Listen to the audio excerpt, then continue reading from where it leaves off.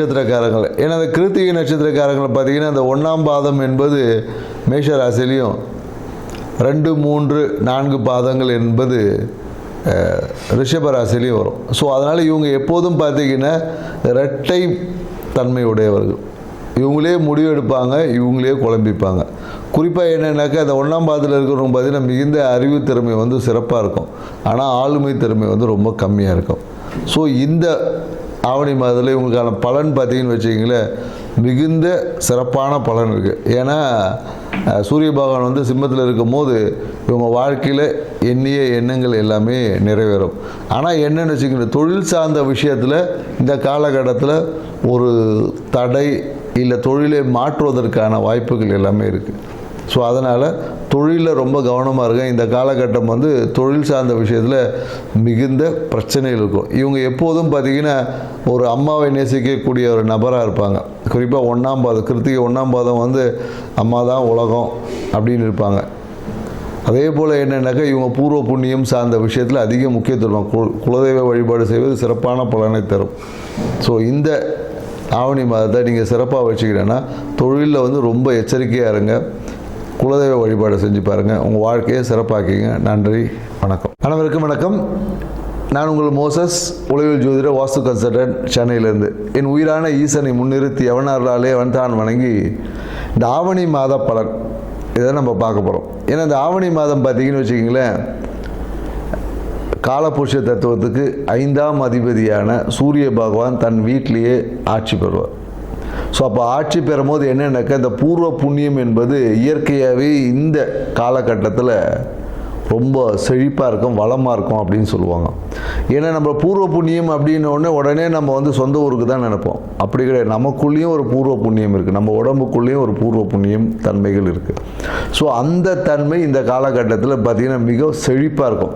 அதனால தான் பெரும்பாலும் பார்த்திங்கன்னா இந்த காலகட்டத்தில் நிறைய சுப நிகழ்வு பண்ணுவாங்க. திருமணம் பண்ணுவாங்க, நிறைய பார்த்திங்கன்னா ஆடி மாதம் முன்னாடி எல்லா திருவிழாக்களாக அப்படியே இருக்கும். ஆவணி மாதம் பார்த்திங்கன்னா நிறைய சுப நிகழ்வுகள் பண்ணுவாங்க. ஏன்னா இந்த காலகட்டத்தில் சூரியனோட தன்மை நல்லா இருக்கும்போது, ஆத்மகாரகன் இல்லையா சூரியன். ஸோ அப்போ ஆத்ம பலம் வந்து இயற்கையாகவே எல்லாருக்கிட்டையும் பெருகி இருக்கும் இந்த காலகட்டத்தில். அதுவும் இந்த காலம் இன்னொன்றாக்கா இந்த வருஷம் பார்த்திங்கன்னு வச்சுக்கோங்க, கேது பகவானும் 5ஆம் இடத்துல இருக்கார். ஸோ அப்போ என்னென்னாக்கா கேது வந்து என்னென்னாக்கா ஞானக்காரகர். ஏன்னா பொதுவாக பார்த்திங்கன்னா அந்த சூரியன் வந்தால் பார்த்திங்கன்னா நம்ம ஆத்மகாரகன் சொல்கிறோம் இல்லையா. ஏன்னா அந்த ஆத்மகாரகன் எந்த ராசியில் வலுவாக இருக்கோ இல்லை பலமாக இருக்கோ அந்த அந்த ஜாதகர் பார்த்திங்கன்னா மிகுந்த உச்சத்தில் இருப்பார். ஏன்னா பார்த்திங்கன்னு வச்சுக்கங்களேன், ஏன்னா ஆத்ம பலம் தான் தேவை. அதுக்காக தான் ஆன்மீகத்தை நம்ம நாடுறோமே. ஏன்னா இன்றைக்கி நிறைய பேர் ஆன்மீகத்தை எதுக்கு போகிறோன்னே தெரில. நம்மளோட ஆத்ம பலத்தை அதிகரிக்கிறதுக்கு தான் நம்ம இன்றைக்கி ஆன்மீகம் இந்த பரிகாரம்லாம் செய்கிறோம் இல்லையா. இது எல்லாமே உங்களோட ஆத்ம பலத்தை இன்க்ரீஸ். அப்படி இருக்கக்கூடிய சூரிய பகவான் இந்த ஆவணி மாதத்தில் அவர் சொந்த வீட்டில் இருந்து அப்படியே ஒரு ஆட்சி பண்ணும் போது எப்படி இருக்கும் பாருங்கள். அதனால தான் இந்த காலகட்டம் நிறைய சுப நடக்கும்போது அது எல்லாமே வெற்றி, காரிய சித்தி, நிறைய பேர் இடம் வாங்குவாங்க. அதனால தான் பார்த்தீங்கன்னா இந்த காலத்தில் இன்னொரு விஷயம் இருக்குது. ஆவணி மாதத்தில் பார்த்திங்கன்னா விநாயகர் சதுர்த்தி. இந்த காலத்துலேருந்து அந்த விழா கோலங்கள் எல்லாமே தொடங்கும். அது வரையும் பார்த்திங்கன்னா ஒரு இந்த மந்தமாக போயிட்டு இருந்தது. இது பார்த்திங்கன்னா விநாயகர் சதுர்த்தி, அதுக்கப்புறம் பார்த்திங்கன்னா ஆயுத பூஜை, அப்புறம் தீபாவளி, அப்படியே பார்த்திங்கன்னா விழாக்களாக அப்படியே வரும். இனிமேல் ஒவ்வொரு மாதமும் பார்த்திங்கன்னா விழாக்கள், இந்த புரட்டாசி மாதத்தை தவிர்த்து. ஏன்னா ஆத்மகாரகன் எந்த ஜாதகத்தில் நல்ல வலுவாக ஸ்ட்ராங்காக இருக்கோ அவங்க தான் உச்சம். ஏன்னா சூரியன் தான் பார்த்திங்கன்னா நம்ம பெரும்பாலும் அந்த அரசியலுக்கு சொல்லுவோம், மருத்துவக்காரகனும் சூரியன் தான்.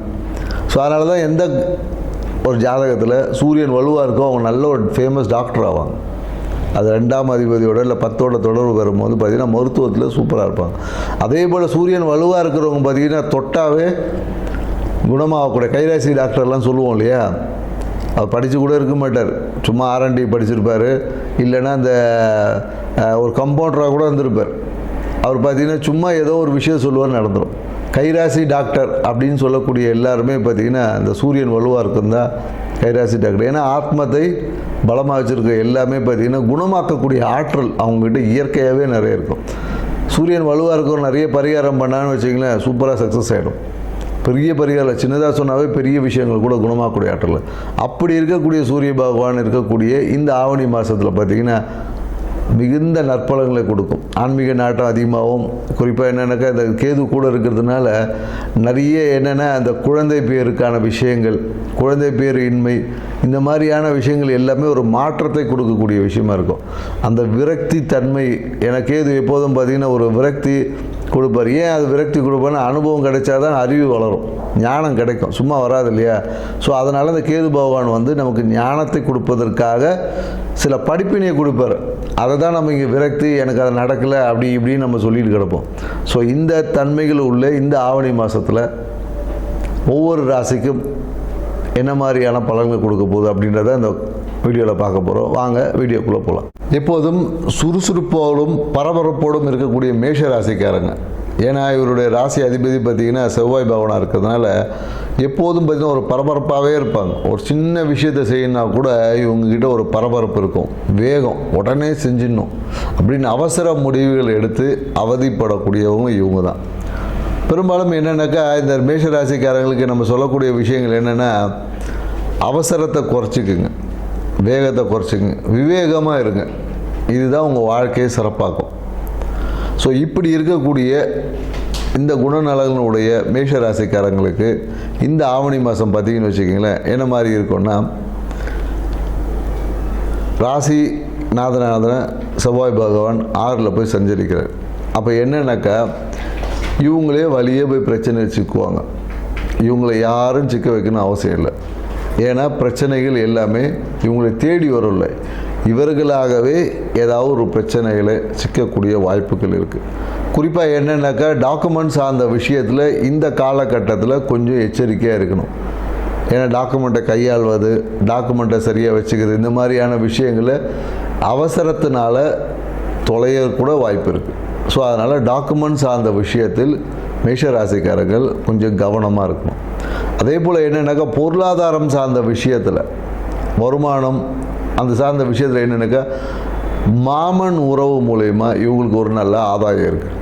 மாமன் உறவு மூலயமா ஒன்றும் இல்லை, நீங்கள் யாராவது மாமான்னு கூப்பிட்டாவே அவங்கள கூப்பிட்டு போனீங்கன்னா பொருளாதாரம் சார்ந்த எடுத்த முயற்சிகள் எல்லாமே வெற்றி அடையும். திருமணத்திற்காக காத்திருந்த கூடிய மேஷராசிக்காரங்களாக நீங்கள் இருந்தீங்கன்னா மாமாவை கூப்பிட்டு போனீங்கன்னாவே நீங்கள் திருமண நிகழ்வு என்பது சுபமாக நடக்குமானா கண்டிப்பாக நடக்கும். அதே போல் என்னென்னா 3ல் குரு பகவான் இருக்கிறார். ஸோ அப்போ என்னென்னாக்கா இளைய சகோதரம் சார்ந்த விஷயத்தில் உங்களுக்கு என்னென்னாக்கா ஒரு பிரயோஜனமும் இருக்காது, தேவையற்ற விரயங்களை கொடுத்துட்ருப்பார். ஸோ மேலும் நீங்கள் முயற்சிகள் எல்லாத்தையும் குரு பார்க்க கோடி நன்மை இல்லையா? ஸோ அவருடைய பார்வை உங்களுக்கு 5, 9, 11 படுறதுனால குரு பார்வையால் கோடி நன்மைகளுக்கு எதை வந்தாலும் குலதெய்வத்தை அருளோட, உங்களுடைய குருவோட அருளோட அனைத்தையும் எதிர்த்து ஆளுமை செய்து வெற்றி கொள்ள தன்மை வந்து மேஷராசிக்காரங்க இந்த காலகட்டத்தில் இருக்கான்னா இந்த மாதிரில குறிப்பாக சிறப்பாக இருக்குது. ஏன்னா இந்த காலகட்டம் என்னென்னாக்கா குலதெய்வத்தின் அருள் வந்து இவங்களுக்கு பரிபூர்ணமாக கிடக்கு. குலதெய்வத்தை எப்படி இருந்தாலும் போய் சந்திச்சுட்டு வந்துடுவாங்க. ஏதோ ஒரு காரணம் சொல்லி கண்டிப்பாக மேஷராசிக்காரங்க எல்லாமே ஒரு குலதெய்வ வழிபாடை கண்டிப்பாக இந்த காலகட்டத்தில் போக முடியாதவங்க கூட போயிடுவாங்க, செய்யக்கூடிய வாய்ப்புகள் எல்லாமே இருக்குது. அதே போல் என்னென்னாக்கா இந்த காலகட்டத்தில் என்ன மேஷராசிக்காரர்களுக்கு மலை மேலே இருக்கக்கூடிய சிவன் ஆலயம் சார், மலை மேலே இருக்கக்கூடிய சிவன் கோயிலை போகிறதுக்கான வாய்ப்புகள் இருக்கான்னா கண்டிப்பாக இருக்குது. ஸோ அங்கே இருக்கக்கூடிய விநாயகர் பெருமானுக்கு நீங்கள் வந்து அருகம்புல்லை போட்டுட்டு வந்தீங்கன்னாவே இந்த காலகட்டம் வந்து எண்ணிய எண்ணங்கள், ஆசைகள் எல்லாமே நிறைவேறும் இந்த காலகட்டத்தில். ஆனால் என்னென்னாக்கா சில விஷயங்களில் பார்த்திங்கன்னா கொஞ்சம் கவனமாக இருக்கணும். குறிப்பாக என்னென்னாக்கா இந்த காலகட்டத்தில் நீங்கள் அடுத்தவங்களுக்கு ஜாமீன் கையெழுத்து போடுறது, உங்கள் கையால் ஏதாவது பண்ணுறது, இந்த மாதிரியான விஷயங்கள் கொடுக்கும்போது கொஞ்சம் எச்சரிக்கையாக இருக்கணும். ஏன்னா நம்ம இந்த காலத்தில் பணம் சார்ந்த விஷயத்தில் நீங்கள் யாருக்காவது உத்தரவாதம் கொடுத்து ஜாமீன் கையெழுத்து போட்டிங்கன்னா அடுத்து அந்த பணத்தை நீங்கள் தான் கட்டணும். அதனால் கொஞ்சம் எச்சரிக்கையாக இருங்க. மேலும் என்னென்னாக்கா உணவு, இந்த காலகட்டத்தில் உணவு சார்ந்த விஷயத்தில் கொஞ்சம் கவனம் தேவை. உடல் வந்து வெப்பத்தால் வரக்கூடிய வியாதிகள் வரும். உடம்பு சூட்டால் பார்த்திங்கன்னா அடிவயிறு வலி, ஜீரணமின்மை, இந்த மாதிரியான பிரச்சனைகள் வருவதற்கான சாத்தியக்கூறுகள் இருக்குது. அதே போல் என்னென்னாக்கா மேஷராசிக்காரர் இந்த காலத்தில் ஒரு சூப்பரான நிகழ்வு என்னென்னு வச்சுக்கல, முடியவே முடியாது அப்படின்னு தூக்கி எறிஞ்ச விஷயங்கள் எல்லாமே இப்போ சக்ஸஸ் ஆகிடும். குறிப்பாக என்னென்னாக்கா கோர்ட்டு கேஸில் இழுத்து நடிச்சிட்ருக்கோம். திடீர்னு இப்போ பார்த்தீங்கன்னா உடனே ஜட்ஜ்மெண்ட்டுக்கு வந்து ஸோ ஒரு செட்டில்மெண்ட்டுக்கு வர்றது, இல்லை டக்குன்னு ஏதோ ஒரு விஷயங்கள் முடிவுக்கு வருமானா கண்டிப்பாக வரும். அதே போல் எதிர்பார்க்காத விஷயங்கள் எல்லாமே பார்த்திங்கன்னா நல்லவே கொடுக்கும். எதிர்பார்த்த விஷயங்கள் எல்லாமே தள்ளி போகும். இவ்வளோதான் விஷயம். அதே போல் என்னென்னாக்கா சனி பகவானும் வக்கரம் அடைஞ்சிருக்கார். ஸோ அப்போ என்னென்னாக்கா இந்த காலகட்டத்தில் பார்த்திங்கன்னா இந்த தூக்கமின்மை இல்லை இந்த தூக்கத்தில் அவதி, ஒரு அலைச்சல் என்பது கண்டிப்பாக இருக்கும். அதனால் கண்டிப்பாக ஆதாயம் இருக்குமானா கண்டிப்பாக ஆதாயம் உண்டு. முன்னாடி நீங்கள் சும்மா சுற்றிருப்பீங்க, 10 பைசா பிரயோஜனம் வந்திருக்காரு. இப்போ எல்லாமே உங்களுக்கு லாபமாக இருக்கும். நீங்கள் சுற்றுற சுற்று, நீங்கள் எடுத்த முயற்சிகள், நீங்கள் அலைஞ்ச விஷயங்கள், நீங்கள் தேவையில்லாத விஷயங்கள் சுற்றிருப்பீங்க, அது ஏதோ ஒரு விதத்தில் இந்த காலகட்டத்தில் பிரயோஜனம் படுமானா படும். திடீர்னு என்றைக்கோ ஒரு விஷயத்தை போய் பார்த்துருப்பீங்க, அப்போ திடீர்னு இப்போ கூப்பிட்டு அதை முடியறதுக்கான வாய்ப்புகள் எல்லாமே இருக்குது. மன மகிழ்ச்சிக்காக இந்த காலகட்டத்தில் என்னென்ன 5 ரூபா செலவு பண்ண சொன்னால் 500 ரூபா செலவு பண்ணுங்க. இதான் பிரச்சனையும் உங்களுக்கு. இதை மட்டும் கொஞ்சம் கண்ட்ரோல் பண்ணிக்கோங்க. ஏன்னா 500 ரூபா செலவு பண்ண வேண்டியது நீங்கள் 5000 ரூபா செலவு பண்ணிடுவீங்க. ஸோ இதை கண்ட்ரோல் பண்ணிங்கனாவே தேவையற்ற விரயங்களை குறைச்சிக்கூடாது, கடன் சுமையும் குறைச்சிக்கலாம். ஏன்னா இந்த காலகட்டத்தில் என்னென்னா நம்மளை உசுப்பேற்றி விட்டு வேடிக்கை பார்ப்பாங்க. சூழ்நிலைகள் எல்லாமே உசுப்பேற்றி விட்டு வேடிக்கை பார்ப்பாங்க. அதே மாதிரி என்னென்னாக்கா இதுக்கு முன்னாடி பணம் கொடுக்குறேன்னு சொல்லியிருப்பாங்க.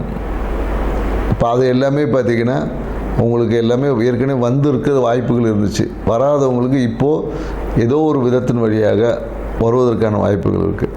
ஸோ நீங்கள் இதுக்கு என்ன பண்ணலான்னு பார்த்தீங்கன்னு வச்சுங்களேன், உங்கள் வீட்டு பக்கத்தில் இருக்கக்கூடிய பணப்பிரச்சனையாக இருந்தால், பணம் சார்ந்த விஷயங்கள் இருந்தால், பணம் சார்ந்த விஷயத்தில் சூழ்நிலைகளில் ஒரு அழுத்தம் ஏற்படுவதாக இருந்தால், நீங்கள் உங்கள் வீட்டு பக்கத்தில் இருக்க அம்மன் கோயிலுக்கு பச்சை பட்டு சாத்தி பச்சை வளையல் போட்டு வழிபாடு செஞ்சு பாருங்கள். குறிப்பாக என்னென்னாக்கா நீங்கள் ஒன்றுமே இல்லை, பச்சை வஸ்திரம் சாத்தி பச்சை வளையலிட்டு ஒரு கற்பூரம் ஏற்றி ஒரு சக்கரை பொங்கல் வச்சு பாருங்கள். நீங்கள் எதிர்பார்த்த அனைத்து விஷயங்கள் சூழ்நிலைகள் எல்லாமே சாதகமாகும். எதிர்பார்த்த வருமானம் கிடைக்கும். இந்த விஷயத்தை செஞ்சு பாருங்கள், உங்கள் வாழ்க்கை சிறப்பாக இருக்கும். நன்றி, வணக்கம்.